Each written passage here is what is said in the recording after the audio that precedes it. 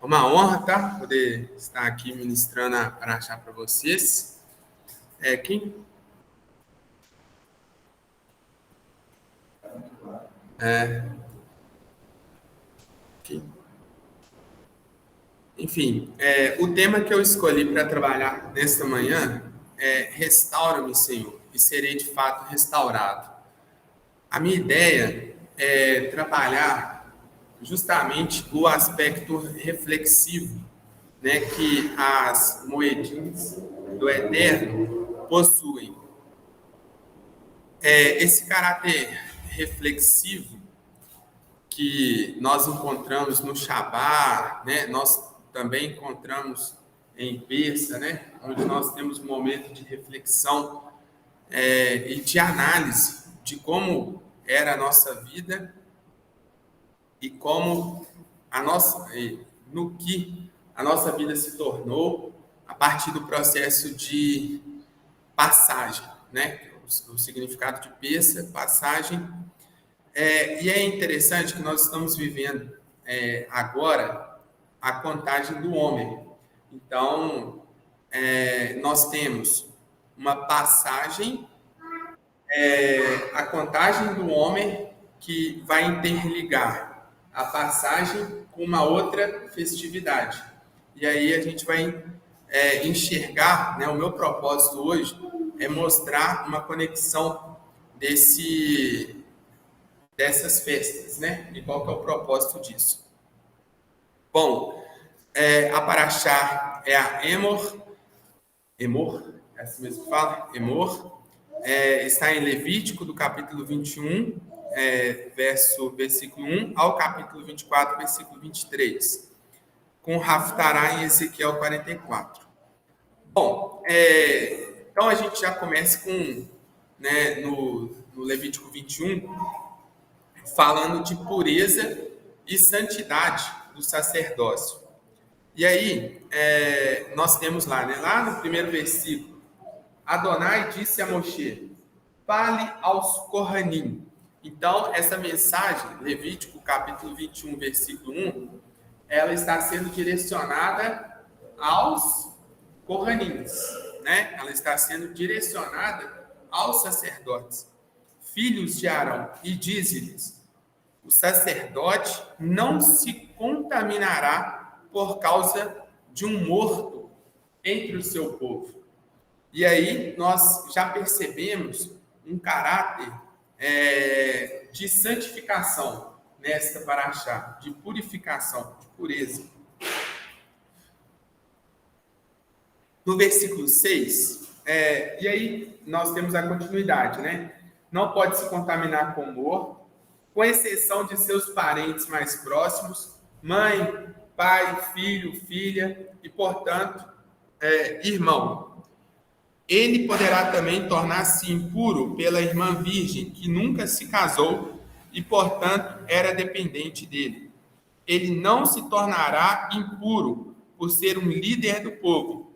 Proceder desse modo o profanaria. O Kohanim não farão calvas na cabeça, não danificarão a ponta da barba, nem cortarão pedaços de sua carne, né?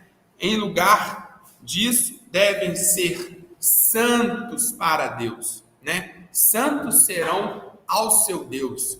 Não profanarão o nome do seu Deus, porque oferecem as ofertas queimadas do Senhor, o pão do seu Deus. Portanto, serão santos. Isso é fortíssimo, né? Por quê? O trabalho para o Senhor, o exercício da nossa função para o Senhor, é uma forma de santificar o nome do Senhor. É isso que esses primeiros versículos vêm nos ensinando, né? No nosso trabalho para o Senhor, nós estamos santificando o nome do Senhor. E não podemos santificar o nome do Senhor sendo impuros, sendo sujos, né? E aí o versículo 7 continua, não tomarão mulher prostituta ou desonrada, nem tomarão mulher repudiada de seu marido, pois santo é a seu Deus. A postura do Kohanim, a postura do sacerdote, é uma postura de pureza, de separação. Subtende-se, pelo menos. Essa deve ser a postura de um homem que está dedicado ao exercício, né, às atividades inerentes à nossa fé. Né? Essa palavra hoje, ela se aplica a nós. O que Yeshua nos fez? Nos fez sacerdócio real, né? Povo santo. Cabe a nós, então, uma postura de pureza, contextualizando esta palavra. Cabe a nós uma postura de retidão. Eu não posso me contaminar com o que está misturado. É interessante isso. Aqui, quando fala de cortar calvas, né, de cortes de cabelo, fala de cultura de outros povos. E aplicando para nós hoje, nós temos aqui uma aplicação pessoal muito forte. Uma coisa que o pastor Wagner, né, e o Roche Gerson também fala constantemente aqui, que é sobre o processo de assimilação. Esse processo de assimilação, de aderir à cultura mundana, de trazer para nós a cultura, o contexto mundano, como se nós estivéssemos santificando, né, o profano. Isso não existe, é errado essa postura. Pelo contrário, nós devemos evitar, nós devemos deixar de lado. Não tomarão mulher contaminada, mulher impura ou desonrada, nem a repudiada de seu marido, pois santo é a seu Deus, portanto, o santificará. Postura de render, de santificar o nome do Senhor. Então, tem outro aspecto aqui muito interessante que eu gostaria de compartilhar com os irmãos. A postura, né? Não é só, eu estou me santificando ao Senhor, eu estou lendo a palavra, eu estou orando, eu estou tendo momentos de intimidade com meu Deus, na minha casa, no meu quarto, mas qual é a sua postura? Qual tem sido a nossa postura? Porque a postura do sacerdote e a ordem para os sacerdotes era santificar o nome do Senhor com o quê? Com as escolhas que eles faziam, com as atitudes que eles tinham. Isso é forte. Né? Será que as nossas escolhas têm santificado o nome do Senhor?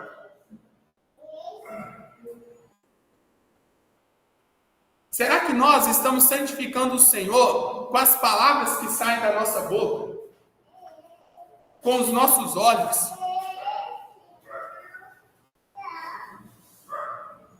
As nossas atitudes têm santificado o nome do Senhor? Nem sairá o versículo 12, né? Nem sairá do santuário, para que não profane o santuário do seu Deus, pois a coroa do azeite da unção do seu Deus está sobre ele. Eu sou o Senhor. E aqui o Senhor, ele faz um anúncio. Eu sou o santo. Eu sou o Senhor. É a mim que você serve. É por isso que esse santo Deus, né, o nosso Deus, requer de nós o quê? Uma postura de santidade. Uma postura de separação.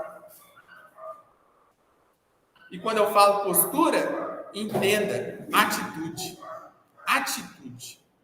Amém, irmãos? Os irmãos estão comigo aí? E no verso 15, outro que eu separei aqui, e não profanará sua descendência entre o seu povo, porque eu sou o Senhor que o santifico.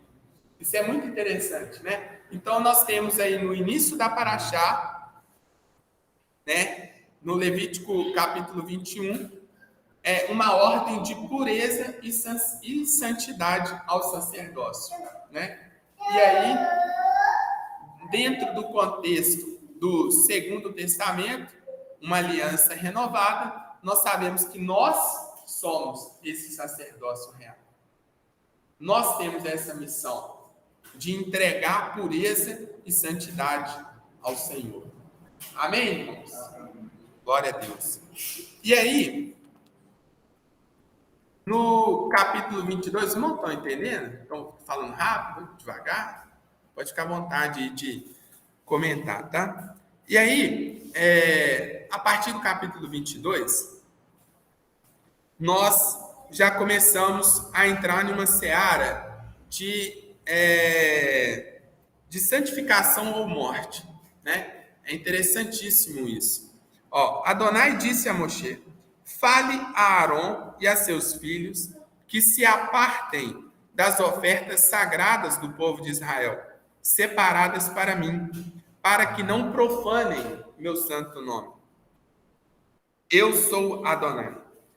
Diga-lhes: todos os seus descendentes, em todas as gerações, que estiverem impuros, ao se aproximar das ofertas sagradas, consagradas a Adonai pelo povo de Israel, serão eliminados da minha presença.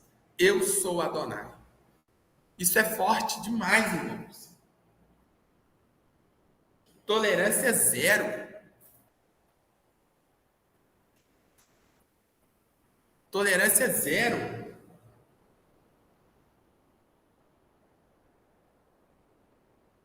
Todo descendente de Arão, né, com Sarraá ou fluxo, não deve comer as ofertas sagradas até estar puro.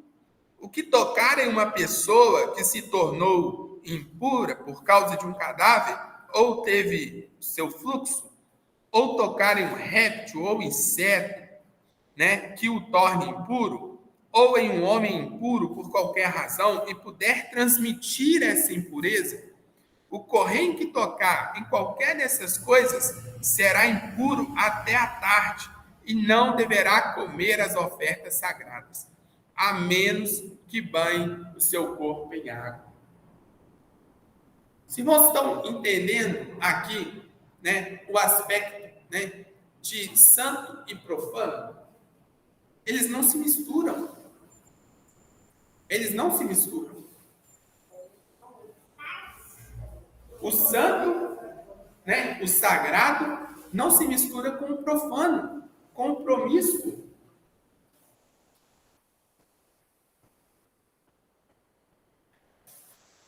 E é interessantíssimo isso, irmãos, porque quando nós pensamos hoje, né, no nosso contexto, muitas das vezes as pessoas, né, confundem a palavra graça e usam a palavra graça como argumento, como respaldo para viver uma vida profana, uma vida que insulta a santidade do nosso Deus, né?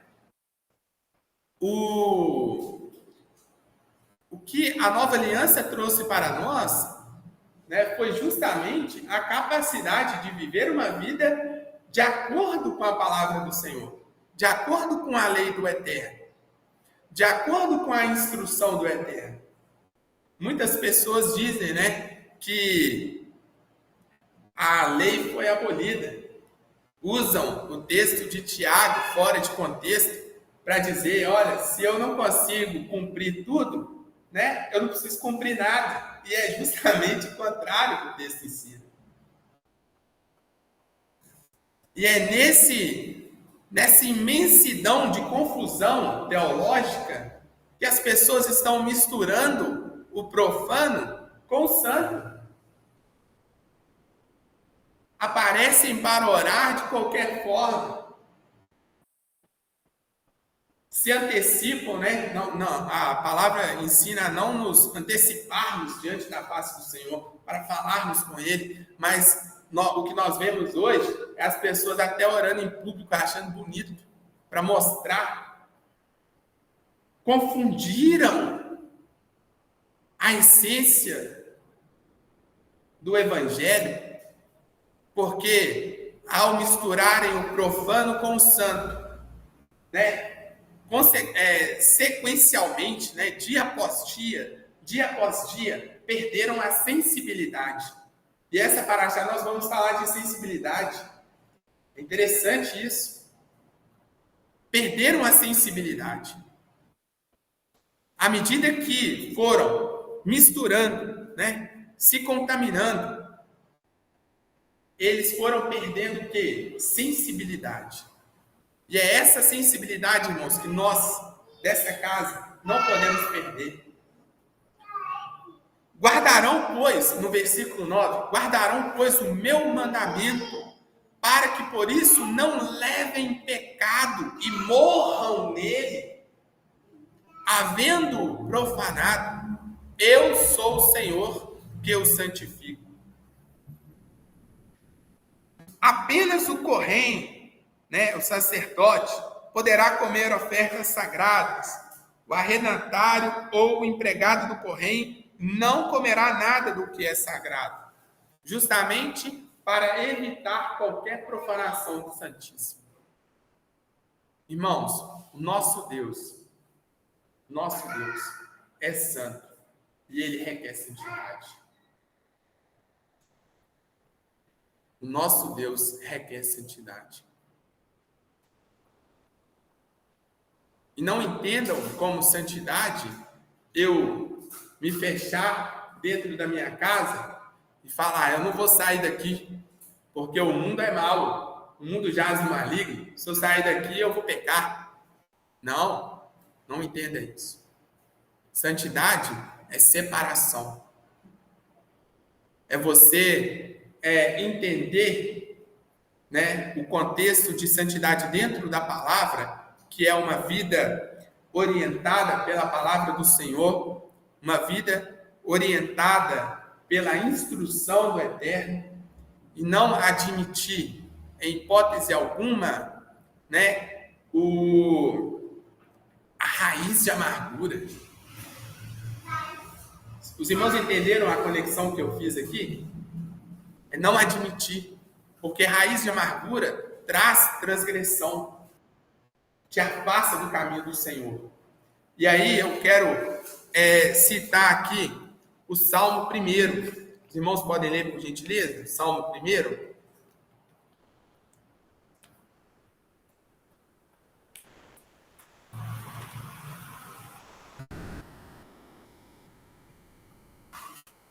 Salmo 1.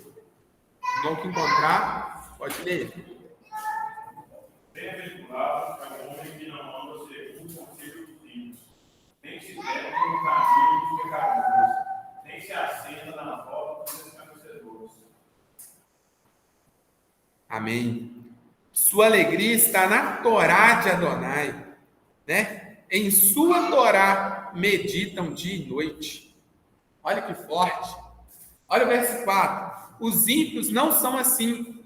São como joio espalhado pelo tempo, né? Pelo vento. Por isso, os ímpios não resistirão ao julgamento, nem os pecadores na congregação dos justos. Adonai vela pelo caminho dos justos, mas o caminho dos ímpios é a condenação. Corte. Por quê? Repito, o santo e o profano não combinam. Luz e treva não combinam. Aonde a luz chega, a treva se dissipa. E o ensino de Jesus, né, o nosso mestre é que não se pode acender a candeia, né, e colocar ela debaixo da mesa. Não, já era, meu amigo. Uma vez que ela está acesa, ela precisa aparecer.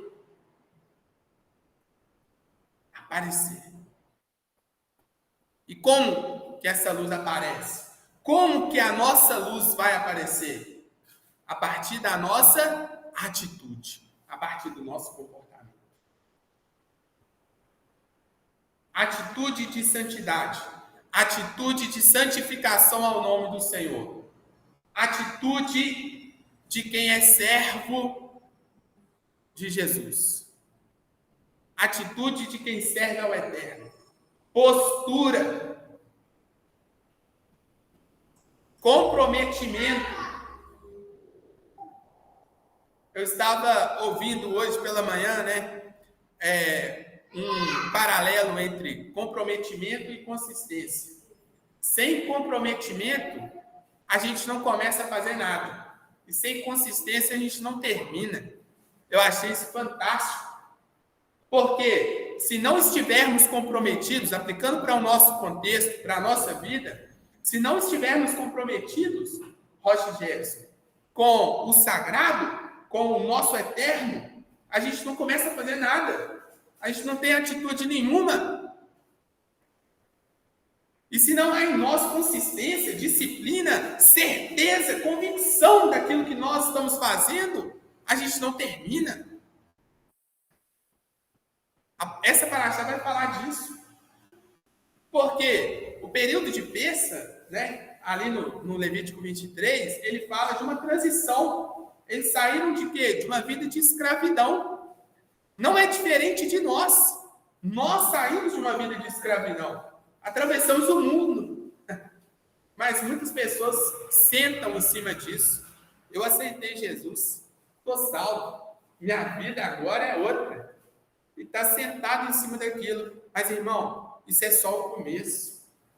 A sua liberdade, essa liberdade que você adquiriu a partir de ter reconhecido Yeshua como seu Salvador, é só o início. Início de quê, Breno? Início de uma vida de liberdade plena. E essa liberdade plena é a liberdade espiritual. Essa aí, meu amigo, é todo dia, é um trabalho diário. É um exercício diário que nós devemos fazer. Olha que legal, hein? Eu destaquei aqui o versículo 12. E quando a filha do sacerdote se casar com um homem estranho, ela não comerá da oferta das coisas santas. Olha só, ela está o quê? Misturada, ela está contaminada. Tem coisa estranha aí, meu amigão. No versículo 13, mas quando a filha do sacerdote for viúva ou repudiada, não tiver filho, não tiver gerado algo, e entenda, algo que seja fruto de uma relação com estranhos, de uma relação estranha, pelo que eu entendi aqui desse contexto, e se houver tornado à casa de seu pai, como na sua mocidade, do pão de seu pai comerá, mas nenhum estranho comerá dele.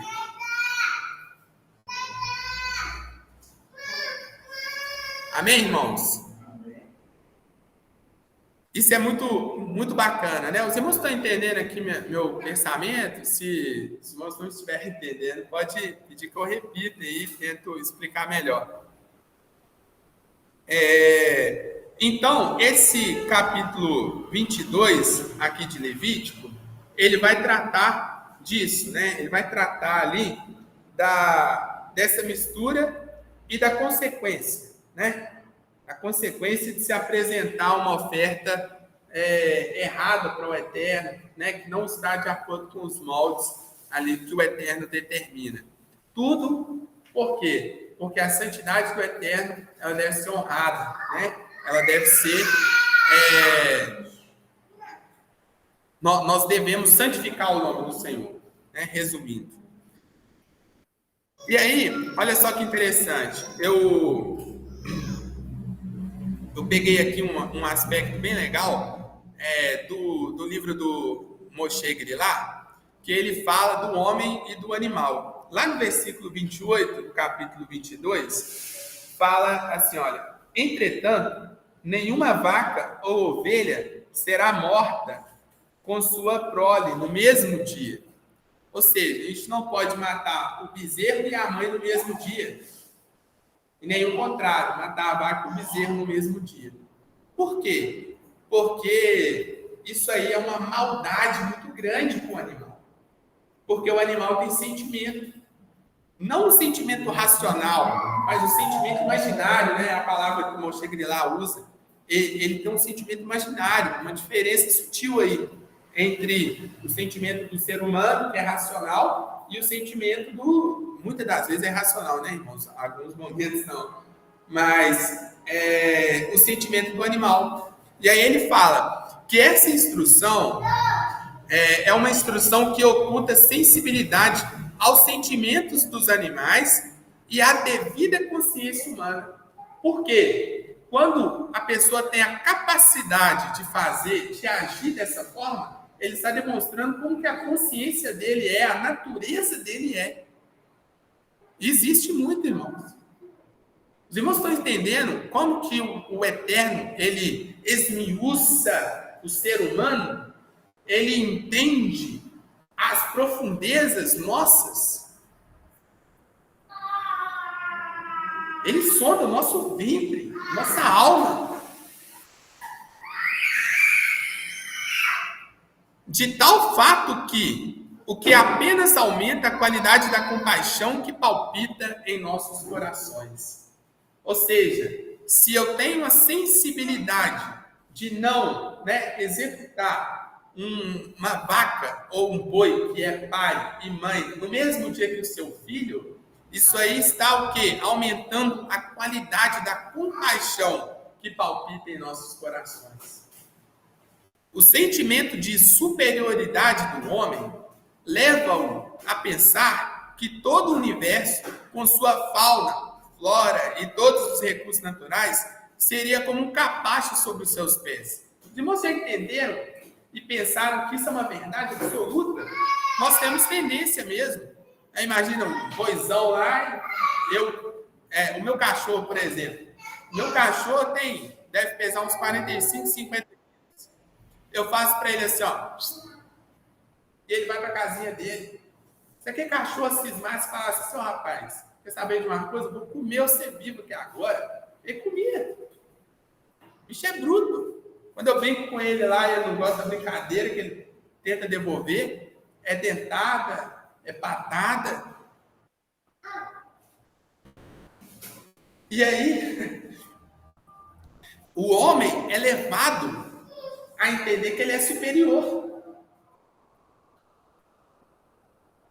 Eu planto quando eu quero, cresce. Eu posso cortar e plantar outra coisa aqui que está resolvido. Eu posso furar um poço aqui e tirar água lá do poço artesiano. Posso fazer o que eu quiser. O homem, ele é fadado a pensar que é superior. Podendo dispor dessas belezas, dessas riquezas naturais com minha própria vontade. E aí, quando o Eterno, ele nos dá essa ordem, entretanto, nenhuma vaca ou ovelha será morta com a sua prole no mesmo dia, o Senhor está nos colocando numa posição semelhante à dos animais. Os irmãos entenderam isso? Olha só, a nossa posição especial enquanto criatura é apenas em relação à nossa alma, do saber e do conhecer, capacidade com as quais fomos dotados. Beleza, nós temos uma relação especial em relação a isso, quando comparados com os animais. Por quê? A gente é capaz de ter sentimento, a gente é capaz de ter conhecimento, porém, em relação aos sentimentos, nós somos aqui colocados em pé de igualdade aos animais. Você pensa em fazer mal para uma mãe que está alimentando o seu filho? Você pensa assim, vamos supor aqui, tá, irmãos? Uma situação hipotética. Uma mulher que é indigna de compaixão, ela é uma matadora. E hoje ela está ali chorando aos pés né, do seu filho que foi assassinado. Você pensa em fazer mal para essa mãe? Você entende que é justo prendê-la naquele momento? Momento em que ela está lamentando o seu filho, independentemente do contexto.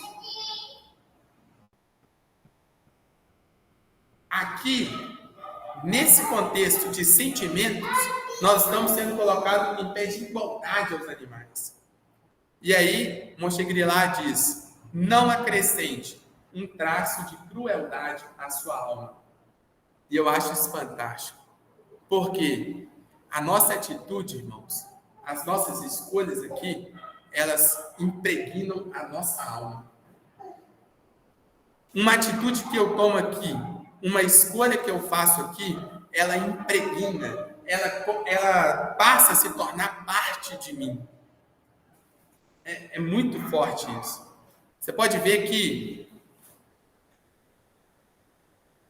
assim, né? Nossa, como que fulano de tal tem coragem de dar uma facada?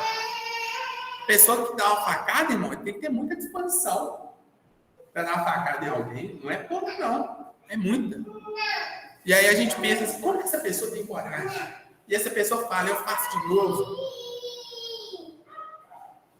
Aquilo ali, irmão, aquele traço de crueldade, ó, ficou anexado à alma do sujeito, à alma do cidadão. E aí, nesse nível de sensibilidade que nós devemos ter, segundo as Sagradas Escrituras, né, nós estamos fazendo o contrário. Toda vez que a gente respeita um animal, o sentimento do animal, a gente respeita o sentimento de uma outra pessoa, nós estamos anexando, acrescentando um traço de sensibilidade à nossa alma. Os irmãos entenderam o paralelo? Amém?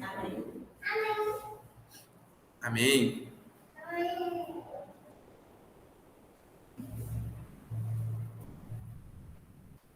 E aí, nós entramos no capítulo 23, que vai falar sobre a moedinha, né? As moedas do Eterno. E aí, Adonai disse a Moshe: fale ao povo de Israel os tempos designados por Adonai, que vocês devem anunciar como convocação sagrada, são os meus tempos designados. É interessante, soa redundante, pelo menos ao meu ponto de ver, porque isso é falado, né, sempre aqui na comunidade. As festas do Eterno, elas são de quem? Do Eterno. Não é nossa, né? Não é do povo de Israel. São as festas do Eterno. Fala aos filhos de Israel e dize-lhes: as solenidades do Senhor que convocareis serão santas convocações. São as minhas solenidades.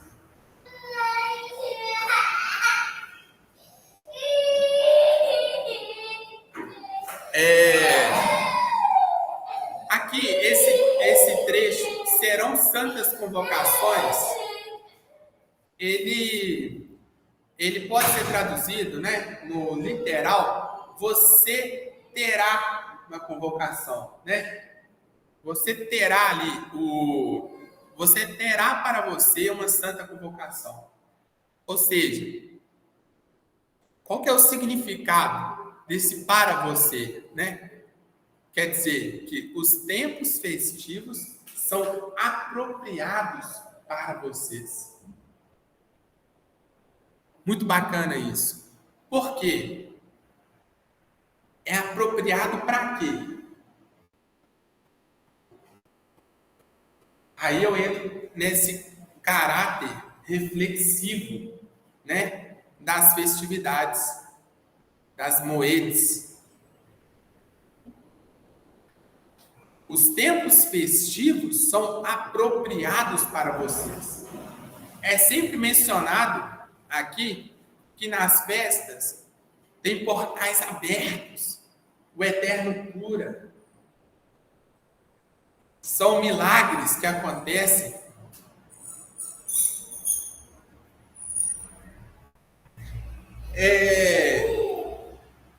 Um certo gentil questionou o Rabi Akiva e lhe disse: por que você guarda os tempos das festas? O santo, bendito seja ele, não disse o seguinte para você em Isaías, capítulo 1, versículo 14? Suas novas luas e seus festivais, minha alma odeia?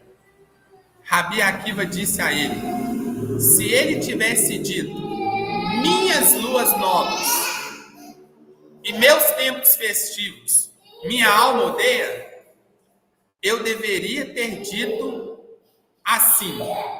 Mas ele disse, suas novas luas e seus festivais, por causa daqueles tempos festivos que Jeroboão instituiu.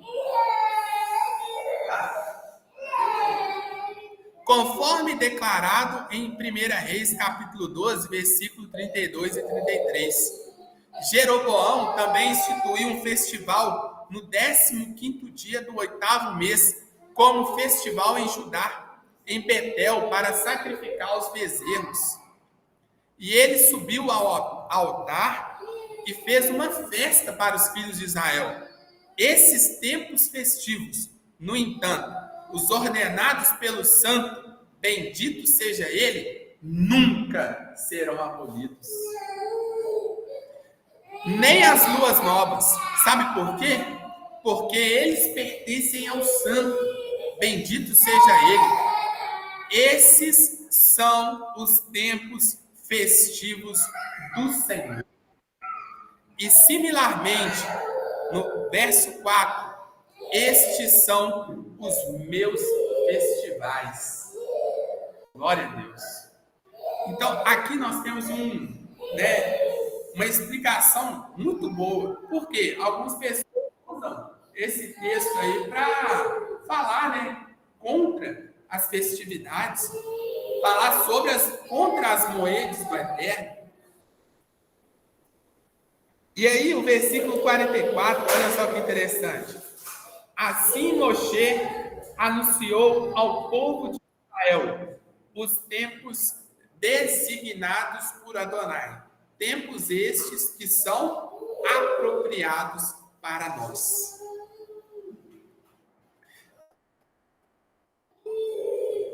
No versículo 3, diz assim: trabalhem durante 6 dias, mas o 7º dia é um Shabat de descanso absoluto, uma convocação sagrada.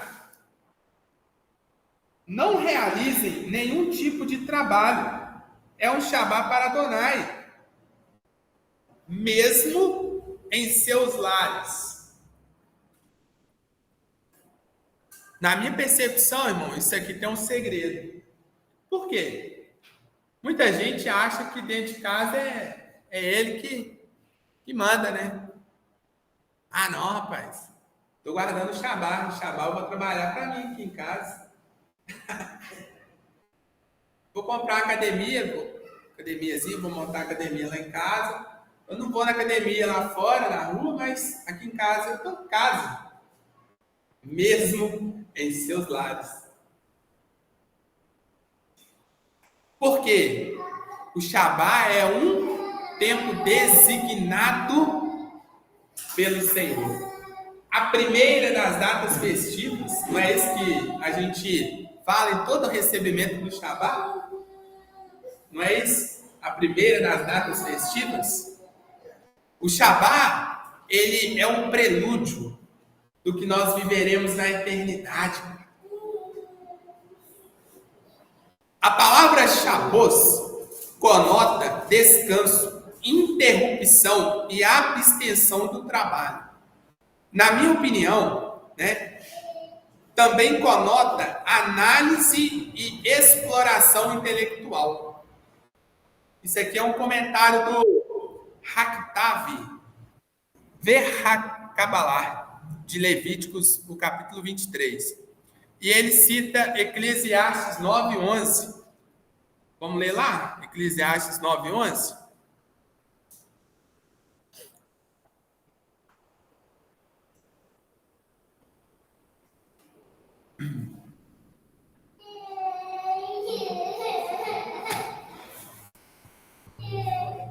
Eclesiastes 9:11.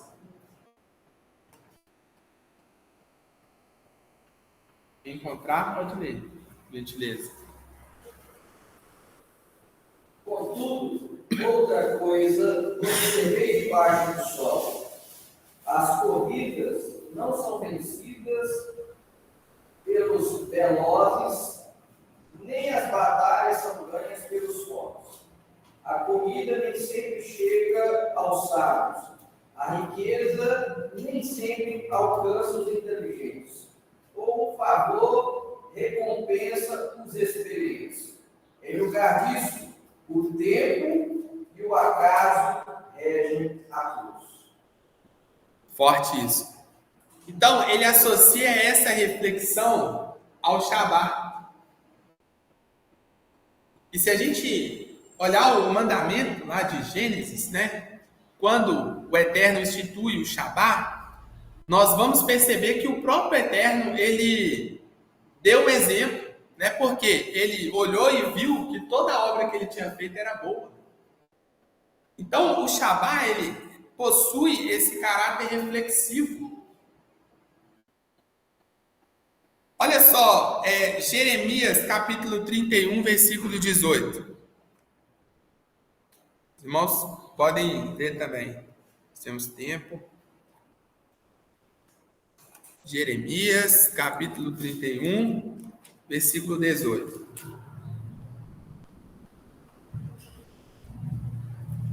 Diz assim: ouça Efraim lamentando-se, ouço Efraim lamentando-se. Tu me disciplinaste e tomei tua disciplina como boi jovem que não usou jugo. Faz-me retornar e retornarei, pois tu és Adonai, meu Deus. Sim, eu me desviei, mas depois me arrependi. Quando fui levado a compreender, bati em minha coxa com vergonha e remorso, levando o peso da desgraça que adquiri quando era jovem. Essa reflexão aqui, ele associa também ao período do Shabá. Momento que nós temos para nos arrependermos, refletirmos sobre o que fizemos de correto e o que fizemos de errado.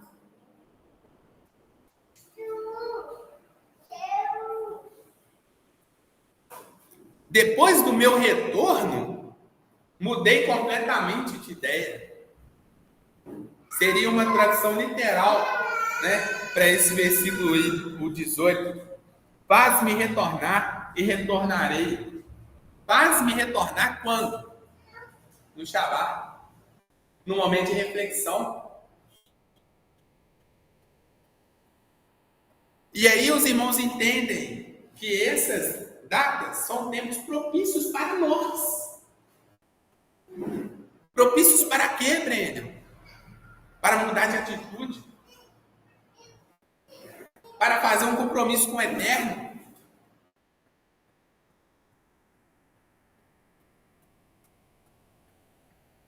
Momento para declarar para nós mesmos, né? Contra a nossa má inclinação. Opa, eu vou santificar o nome do Senhor a partir de hoje. Essa é a minha escolha. É uma escolha diária.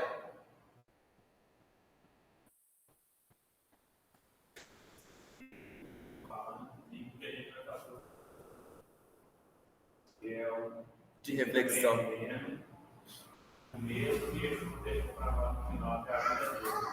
Amém. Então, tudo isso leva ao que a gente vai fazer, né? Amém. Então, da mesma forma que para proclamar o nome do Senhor, se fizermos de modo errado, hoje estaremos. Exatamente. Muito bom. Isso significa paz de espírito, né? Olha, depois do meu retorno, mudei completamente de ideia. Obtive paz.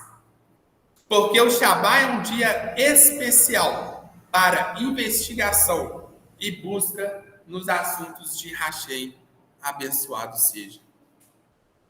E aí, meus irmãos, nós temos todo um detalhamento das moedas, né? Quando que elas deveriam ocorrer, datas fixas. Não cabe a mim, não, caiu na quarta, não, mas vou fazer na sexta, fica melhor. Não. Quarta é quarta, segunda é segunda, terça é terça. Data fixa. É aquele dia que foi determinado pelo Senhor. É aquele dia que o portal está aberto. É aquele dia que é apropriado para nós. Entenderam? E aí um outro ponto, né? Eu não quero entrar no mérito aqui de falar sobre todas as moedas, de ler o texto. Espero que os irmãos tenham tido a oportunidade de ler. Mas eu queria caminhar agora para o versículo 15 e 16. E contareis para vós, desde o dia seguinte, dias festivos, até o dia seguinte da 7ª semana, contareis 50 dias. Esse é o quê? É o mandamento do homem, da contagem dos dias. E qual que é o objetivo da contagem dos dias? Eu li muita coisa, irmão, sobre esse versículo. Eu vi gente associando esses 7 semanas de contagem ao período de fluxo da mulher. Porque ela conta 7 dias, né, para ter a sua pureza total. Os irmãos pescaram a relação, só que tem uma diferença. Olha só. A mulher, ela começa o período de fluxo dela impura. E ela, à medida que ela vai caminhando para esses 7 dias, ela vai caminhando para quê? Para ser pura, para estar purificada. É muito interessante isso. Porque esses 50 dias é um período de preparação, um período de purificação. É muito forte isso. Mas no contexto que eles estavam vivendo, era um contexto de bênção, um contexto de passagem. Contexto em que eles tinham deixado a vida de escravidão e estavam celebrando a liberdade que eles tinham alcançado. Porém, nesse momento, o Eterno entra com uma ordem. Opa, essa liberdade que você alcançou aí, liberdade e independência política, você não depende mais do Egito, né? Não é nada, é só o começo. Agora entra aqui, um período de purificação. E sabe qual que é o prêmio? O caso da mulher que passa pelo período de fluxo, o prêmio dela é o quê? É estar purificada. O prêmio do povo de Israel foi ter recebido a lei, a Torá, que purifica.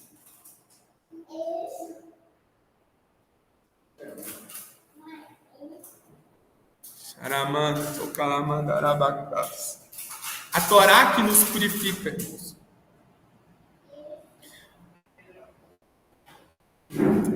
Essa independência política diante da ocasião de peça poderia ocasionar e provocar nos indivíduos uma sensação de satisfação plena. E é isso que acontece com nós, irmãos. Muitas das vezes, o fato de ter largado o Egito, de ter aceitado Yeshua, para muitos é o suficiente. E eles sentam em cima disso. Não estou falando que não é suficiente, tá? Não entendam isso. É o suficiente, sim. Mas eu não posso sentar, em cima desse fato de ter reconhecido Yeshua, mas continuar vivendo a minha vida da mesma forma. Eu aceitei Jesus, é só isso que eu preciso fazer. Eu batizou e será salvo. Não é só isso, irmão. A nossa vida com o Eterno requer uma postura diária, comprometimento. É uma vida andando com Ele. A liberdade que nós alcançamos de sermos livres do mundo, ela precisa ser aperfeiçoada. E aí eu faço um paralelo com Paulo, aquele que em nós começou a boa obra, há de aperfeiçoar até o dia de Cristo Jesus. Porque é um caminho, é uma constante. Eu obtive liberdade política. Eu não sou mais escravo do Egito, mas agora eu preciso alcançar minha liberdade espiritual. E aí, o Moshe Grilá, ele coloca um ponto que eu achei muito bacana. Tenham calma, pois vocês ainda não atingiram o objetivo. Sequer alcançaram o descanso e a tranquilidade.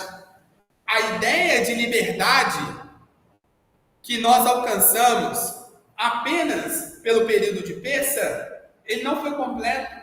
É uma ilusão. A liberdade mesmo vai ser quando a gente possuir a terra prometida. E aí eu faço um paralelo com Yeshua, que nos disse que não era para amontoarmos tesouros aqui na terra, mas no céu. Por quê?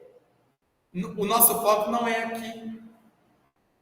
A liberdade que nós conquistamos aqui, ela é uma média ilusão. A liberdade que nós conquistamos lá, essa sim, essa prevalece. Essa se sustenta.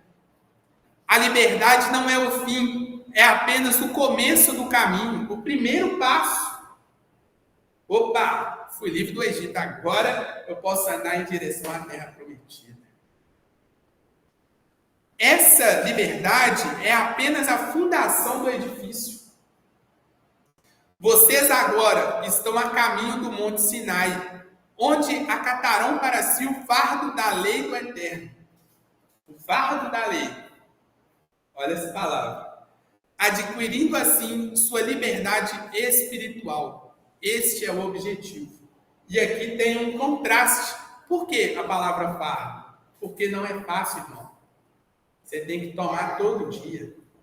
Yeshua disse, tomai, sobre vós o meu jugo, aprendei de mim que sou manso e humilde. Olha, aquele que não estiver disposto a tomar sua própria cruz e me seguir, é isso, uma decisão diária. Tomar sua própria cruz é uma decisão diária.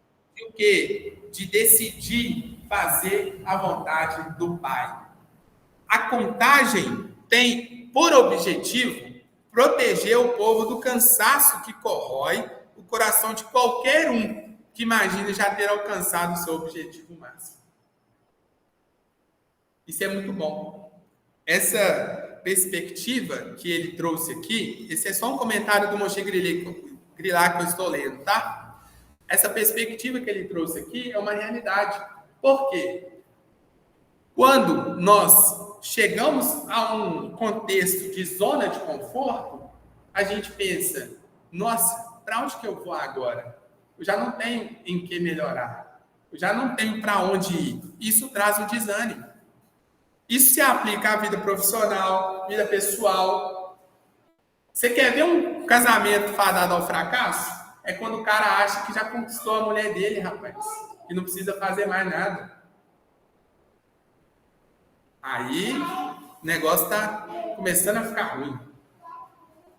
Porque o cara larga, o cara já não fala mais nada com a esposa dele, ela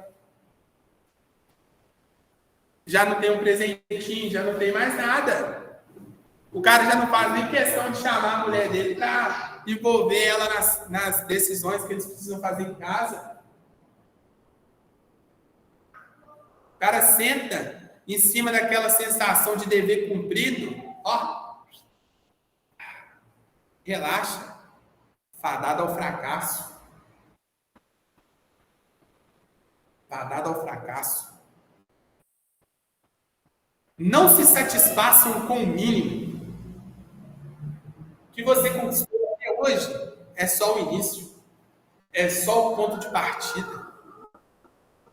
Agora é o momento de nós conquistarmos tesouros nos céus. É de lançar a mão ao arado. É de trabalhar. É de dar fruto.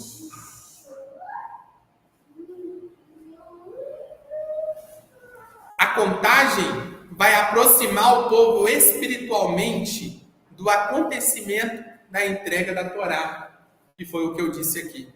E a entrega da Torá é a grande recompensa.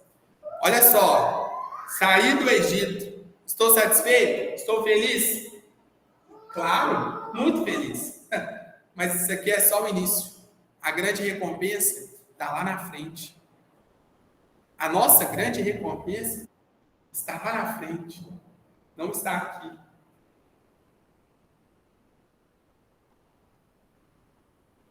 Nessa contagem, nós temos a oportunidade de, todos os dias, pararmos, cumprirmos o mandamento da contagem e pensarmos: eu estou sendo preparado para um grande acontecimento. Acontecimento esse que vai me preparar dia após dia para uma ainda maior recompensa. Aplicando ao nosso contexto, crente em Yeshua, a nossa maior recompensa é uma vida de eternidade com Ele. Nós desfrutaremos de uma vida de liberdade em Yeshua. Nós desfrutaremos de uma eternidade com Yeshua. Essa sim é a nossa grande recompensa. Sabe por quê? Porque o nosso Yeshua, ele veio, morreu, ao terceiro dia ressuscitou, foi assunto aos céus, e um dia ele voltará, pisará com seus próprios pés no Monte Santo.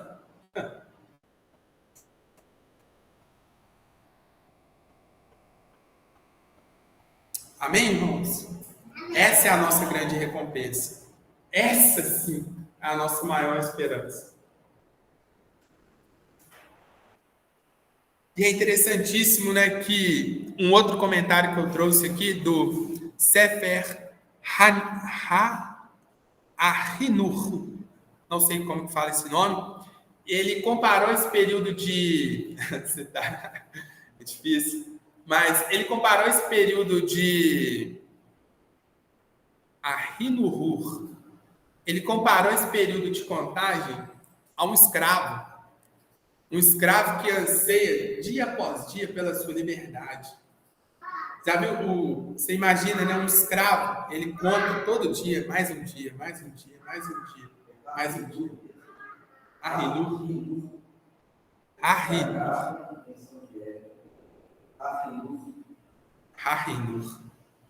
E aí ele comparou esse período da contagem do homem como um escravo que está contando dia após dia para alcançar a sua liberdade. Muito forte, irmão. Muito forte. Esse é o mesmo sentimento que tem que existir em nós. Muito forte isso. Porque eu repito, a nossa verdadeira liberdade, ela está no mundo. Ela não está no mundo, porque no mundo vindouro.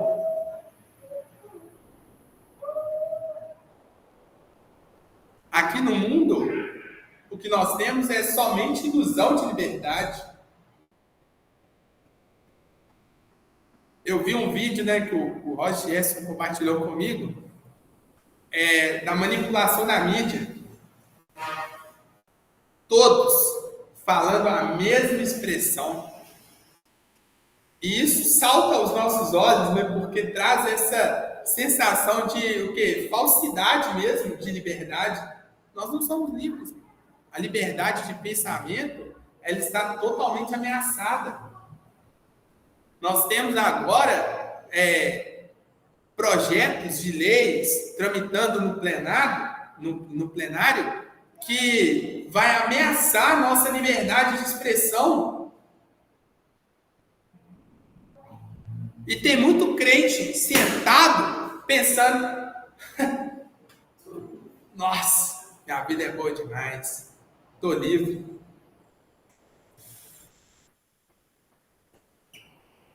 A mensagem hoje é postura. É só o começo. Nós só demos o primeiro passo. Vamos utilizar do aspecto de reflexão das datas festivas para melhorarmos, para progredirmos em santificar o nome do Senhor e com isso rendermos frutos, frutos, frutos e frutos. Nós demos o primeiro passo. Na nossa vida com Yeshua, nós precisamos dar frutos. E este caminho, este prêmio, que nós estamos concorrendo a ele, que requer de nós uma vida em santidade, uma vida andando com ele, de fato, vai nos levar a uma vida de liberdade plena. Essa sim deve ser celebrada. Que todos nós um dia declaremos: combati o bom combate, guardei a fé, venci. Que todos nós tenhamos a oportunidade de declarar isso. E aí, o Levítico 24, eu acho muito interessante, Eu coloquei só uma imagem aqui, de um ponto de partida e várias decisões. E aí é muito interessante, porque no capítulo 24, nós temos, no capítulo 24 de Levíticos, nós temos aí um evento de apedrejamento, de um homem que ousou profanar o nome do Senhor. E os irmãos entendem o processo de construção. Olha só, 21. O que aconteceu lá no capítulo 21? Ordens de santidade aos sacerdotes. No capítulo 22, consequências para os sacerdotes. No capítulo 23, um processo de datas apropriadas para nós, para que sejamos aperfeiçoados, para que sejamos, digamos, melhorados, melhorados. No capítulo 23, nós temos aí, esse processo de liberdade política, liberdade de um cativeiro, de um processo de escravidão, caminhando para um processo de obtenção de liberdade espiritual por intermédio da palavra. E no capítulo 24, nós temos uma postura de tolerância zero ao profano no meio do povo. Já saiu do contexto religioso, do contexto do sacerdote, e foi para a tolerância zero no meio do povo. Uma mulher que havia se casado com um estrangeiro, esse estrangeiro ousou profanar o nome do Senhor. Essa atitude foi levada a quem era de direito, e a ordem foi que aquele homem fosse apedrejado, como exemplo. Porque é inadmissível que as pessoas profanem o nome do Senhor, independente de quem seja. Muito bom. E aí, mais uma vez, eu volto lá no Salmo 21. Sabe por quê, irmãos? Nossa, isso é muito forte. Muitas das vezes, a gente acha normal. A gente senta com o profano. A gente ri do profano. Acha graça. cara fala mal do nosso Deus e a gente bate nas costas dele e chama ele de amigo. Ah, mas eu tenho que aceitar. Cada um pode escolher a fé que tem.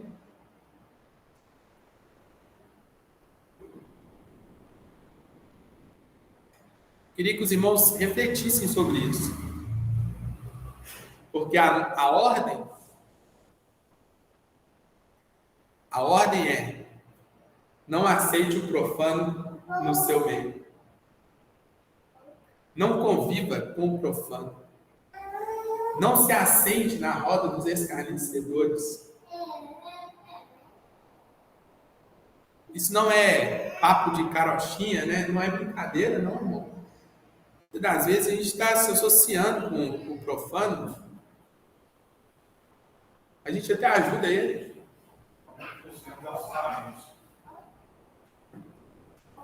Exatamente. A gente até ajuda, né? Não, mas ele é uma pessoa. Coitadinho. Que dó. A gente tem confundido muito, irmão. A gente tem confundido muito. E aí eu vejo muito um processo de assimilação, né? Porque hoje a gente tem, por exemplo, um direito humano que é direito dos manos. E eles pregam esse tipo de respeito absoluto, né, ao que é contrário. E as Sagradas Escrituras, ela é totalmente diferente. Ela nos fala, se esquive do que é contrário. O estranho não aceite. O profano não aceite. Rejeite. E mais uma vez é o quê? Postura. E aí hoje, na primeira das datas festivas, que nós tenhamos a capacidade de refletir sobre as escolhas que nós estamos fazendo, sobre com quem nós estamos escolhendo ter amizade.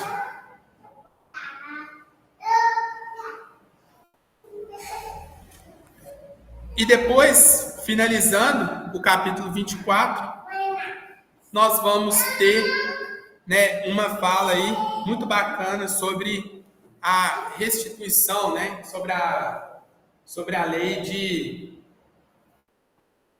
de restituir. Foi mal interpretada, ainda é mal interpretada, a questão de dente por dente, olho por olho, né? Isso aí está totalmente relacionado a que, se eu penalizei alguém com algo, eu preciso pagar o preço daquilo, né? Eu preciso repor aquilo.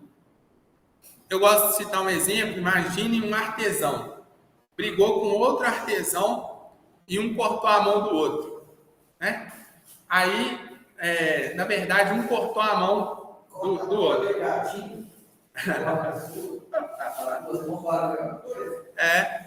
Aí você imagina só, eu vou ter agora dois artesãos, né, sem por meio de sustento de suas respectivas famílias. Então não faz muito sentido isso, né?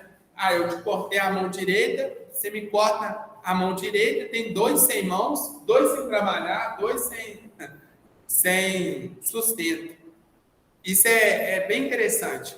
E aí, irmãos, dentro desse contexto, eu faço um paralelo aqui, só para a gente finalizar, de Levítico 24 com Levítico 22. Por quê? Nessa restituição, nós temos ali no capítulo 22 uma intolerância com o profano, né? O profano seria o quê? Extirpado. Então, o que eu entendi disso, desse paralelo? Se eu entrego ao Senhor profanação, eu também serei, profanado, vamos dizer assim, né? Eu serei extirpado.